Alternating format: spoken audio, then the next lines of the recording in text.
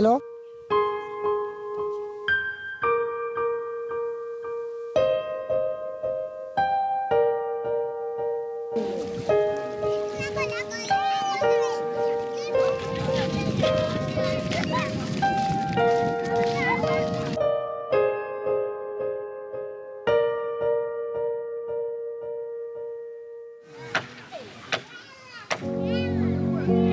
Mwendo ni wa adhuhuri hivi kijijini Kagoro kilichoko katika eneo bunge la Karachuonyo, kaunti ya Homabay.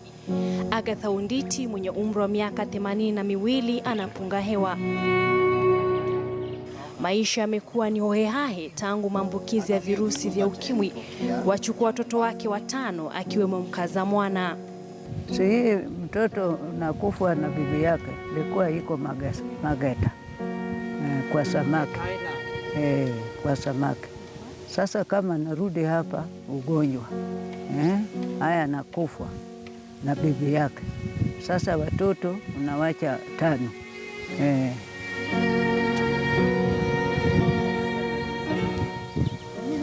Hapa. Kaburi moja baada ya lingine. Marehemu Charles Otieno na mkewe Rispa Awino hawamo tena. Waliacha mayatima 5. Cynthia Akoth ni mmoja wao. Jojo Nyango mwenye umri wa miaka 52 alishuhudia iliyowakumba ndugu zake, hali iliyomshawishi kujitolea kuwa mhudumu wa afya kijijini hapa. Hao wavulana wawili walikuwa ni wavuvi. Walikuwa wanaenda kuvua samaki kule Usenge, na huko ndio aliambukizwa na ugonjwa wa ukimwi. Na wakujua ni nini inawafaa. Walienda hata mpaka kwa waganga. Baadaye ikakuja ikajulikana ya kwamba wako na ukimwi. Alafu alielezwa meze dawa, hakumeza dawa, akafa. Bibi yake pia alielezewa ya kwamba wewe sasa unatakana uende kwa hospitali upewe matibabu ili uwekwe kwa dawa. Akakataa. Akamaliza mwaka mmoja akakufa. Pia wao wasichana wetu wenye walioleka sehemu zingine ni ugonjwa moja tu hii ya ukimwi. Ndio wafanya nini ili wafanya wakufe. Sasa hata kwa area yetu hapa hiyo taabu tumekuwa naye mingi. Kuna maboma yenye watoto wamebaki mayatima kwa sababu ya juu ya ugonjwa ya ukimwi. Umbali wa kurusha jiwe kutoka kwa kina George wenyewe hawamo. Wimbi la ukimwi limefagia mke na mume waliokuwa wakiishi hapa. Kaburi la mama lingali mbichi. Hizi zilikuwa mtungi zake za maji. Unaona? Hata mvua ingine ilinyesha hapa kidogo. Naona kama maji ingine inanini hapa ndani yake. Hata ndani ya hii nyumba ukifungua hakuna hata. Ni wiki iliyopita tu ambapo wakazi wa kijiji cha Kokoth kinachopakana na kijiji cha kina George walimzika mmoja wa waathiriwa virusi vya ukimwi. Tunaamua kufuliliza hadi huko. Umbali wa kilomita 1.5 hivi tunawasili. Ninakosimama ni kando mwa kaburi la mwathiriwa ambaye alizikwa takriban wiki moja iliyopita. Pengine upweke ambao umesalia kwenye nyumba hii na hata kijiji cha Koliech ukibaki kueleza jinsi maambukizi ya virusi vya ukimwi umefagia kaunti ya Homabay na kuwaacha wakongwe na mayatima kueleza yaliyowakumba. Mtoto huyu ambaye jina lake tutalibana anatoa dua zake kando ya kaburi la marehemu mamake. Babake mzazi aliaga dunia miaka 4 hivi iliyopita kutokana na ugonjwa wa ukimwi.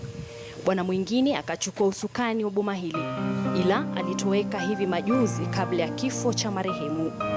Natua alikuwa mgonjwa.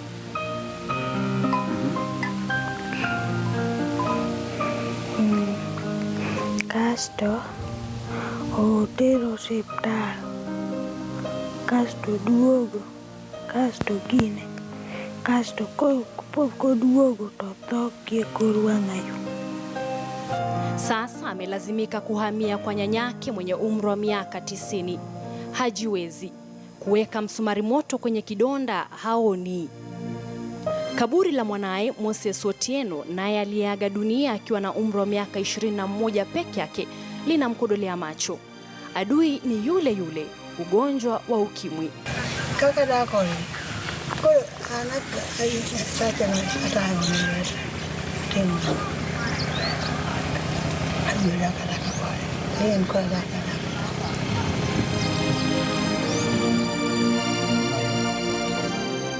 Kulingana na ripoti ya kitaifa ya kutathmini maambukizi ya virusi vya HIV iliyotolewa tarehe 6 mwezi Juni mwaka huu, kaunti ya Homabay inaongoza kwa maambukizi ya virusi vya ukimwi kwa 25.7 ikilinganishwa na 6% ya maambukizi hayo kote nchini.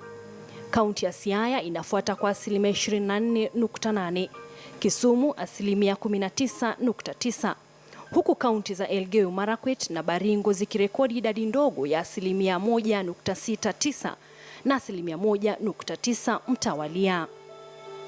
Idadi kubwa ya watu wanaopata maambukizi hayo huwa wa umri wa kati ya miaka 15 hadi 49. Mwaka uliopita, gavana wa kaunti ya Homabay Cyprian Awiti akatangaza ugonjwa wa ukimwi kuwa janga la kaunti.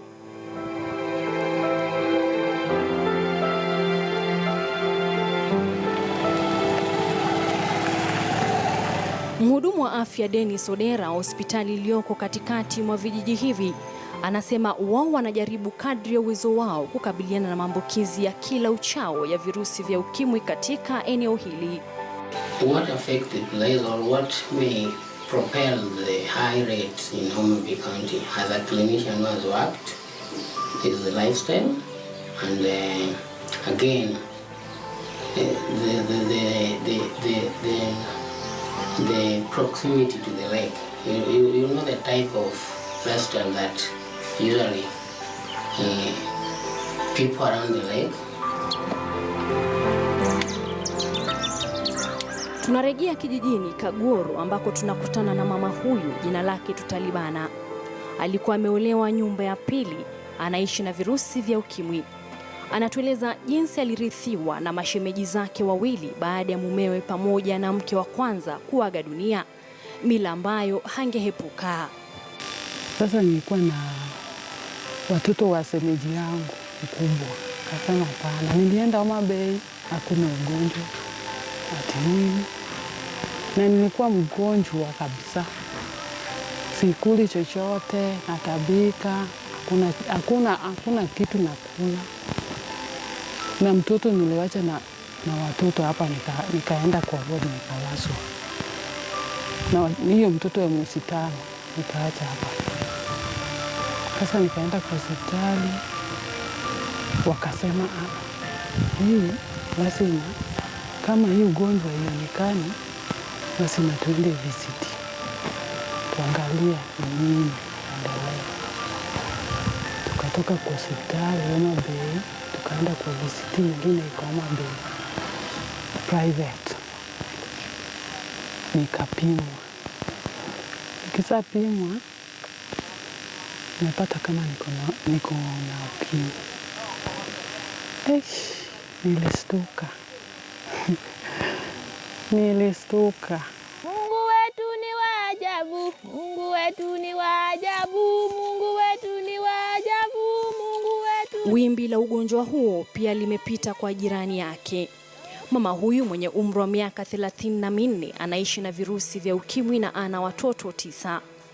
Wake ni 6, 3 ni wadadake ambaye kwa miaka 4 sasa hajulikani aliko. Mtoto huyu aliachwa akiwa na umri wa mwezi mmoja. Hali yake ya afya ingali haijulikani. Anatusimulia yaliyomkumba mumewe alipomwacha na watoto 4 alipogundua mkewe alikuwa na virusi vya ukimwi. Hata hivyo amezaa watoto wengine 2, hajui baba yao. Saa zingine watoto wanaongea, mama nini, mama nataka pesa, uko na stress mengi. Unasema tu wacha niwache hii dawa nikufe. Na kifo hakuna, unakonda tu, unasikia tu vibaya. Saa zingine kama unaenda kununua samaki, unapata watu wengi huko. Anasema, madam, we ni mzuri, Unaongea na yeye, unapata kitu kidogo, hata samaki saa zingine ni pesa. Naenda kununua gorogoro huko kwa nini, unasiaga unakula. Hiyo ndio maisha sasa.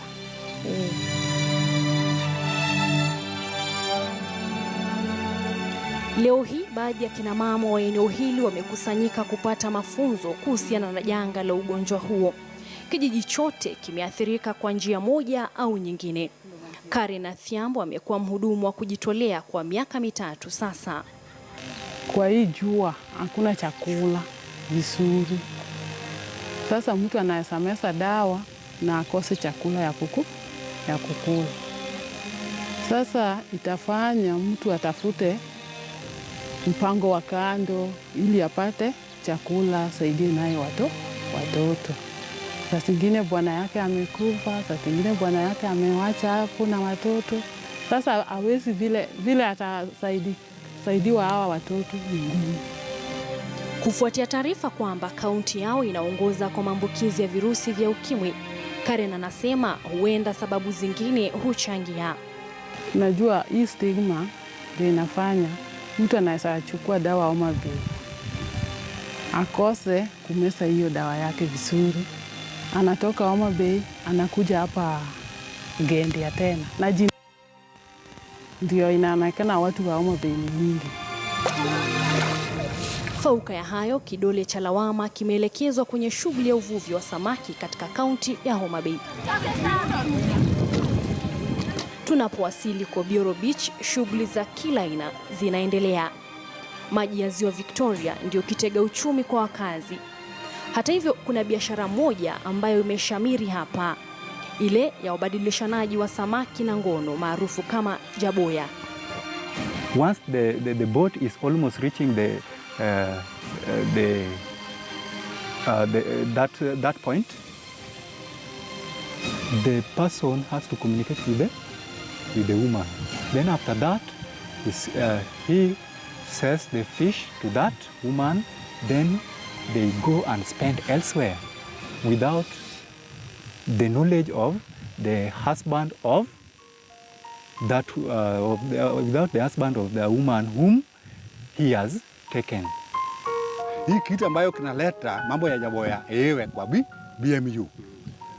Saa ile watu wametoka na samaki barini, na hii watu wamekuja na pesa, na wafanyabiashara ni wengi kabisa. Sasa walikuwa wanajaribu kupata samaki na mambo ya mpango wa kando. Hiyo kitu ambayo imegondolewa kwa barini yote, kwa mabiches yote ya barini. Ni kitu ambayo inaendelea. Hiyo iko. Kuna wengine ambayo hawafanyi na kuna wengine ambayo wanafanya. Niko ufuoni mwa Bioro Beach iliyoko ziwa Victoria, na huenda shughuli ya kumnasa mnyama huyu wa kutengeneza kitoweo kitamu cha samaki ikawa imegeuka kuwa shubiri, kwani maambukizi ya juu ya virusi vya ukimwi katika kaunti ya Homabay yanaambatanishwa na mnyama huyu.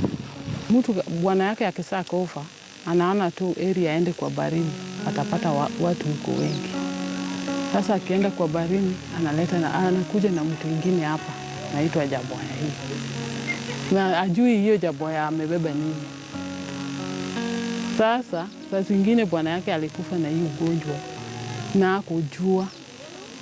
Sasa anaendelea na huyu na ile nyingine. Sasa hiyo ugonjwa inaongezeka nyingi sana. Kenya inapojiunga na mataifa mengine duniani kwenye maadhimisho ya siku ya ugonjwa wa ukimwi, huenda mikakati kabambe ingali inahitajika katika kukabiliana na virusi vya ukimwi. Basically, women are they like the receiving end. They don't have the safe negotiating skills in terms of using condom. For instance, you know your man is having extramarital affairs, but when he comes at home, you don't have that bargaining power that I need to protect myself. Let us use condom until we go test ourselves. So it becomes a bit challenging because as women we are a bit oppressed, but what we are doing as an organization is we are empowering women so that they can come out strongly, they can know their rights, they can have that bargaining power, they can sit at a round table meeting with the decision makers and say, as as women of this society or as women of this county, we want our agenda 1, 2, 3 addressed. Wakenya milioni 1.6 wanakisiwa kuishi na virusi vya ukimwi. Sycilia Wakesho, KTN News, makala ya Kitoweo cha Mauti.